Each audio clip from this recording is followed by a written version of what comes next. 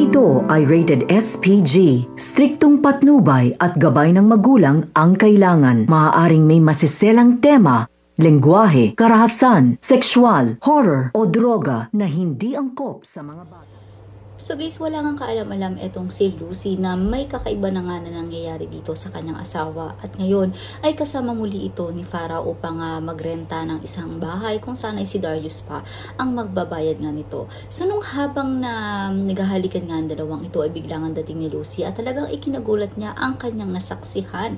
So ito namang si Farah ay tuwang-tuwa at ipinakita niya pa kay Lucy na magpapahalik uli siya dito kay Darius sa harapan nga nito ni Lucy. So hindi rin alam talaga ni Lucy kung ano ang nangyayari at hindi niya napapansin na may kakaibang kinikilos maging ang mata nito nga ni Darius at kumuha nga ng isang bagay ito nga si Farah at ibibigay kay Darius at uutusan nga niya na paslangin na lamang itong si Lucy sa kanyang harapan kung kaya't nakikiusap si Lucy kay Darius na wag sundin itong si Farah. So sa ganung sitwasyon ay maaaring mapansin ni Lucy na may something nakakaiba nga rito sa asawa niya dahil ito ay naging sunod-sunuran kay Farah na parang isang robot. So pakatunghayan nga natin ang nalalapit na pagtatapos dito nga lang sa Stolen Life.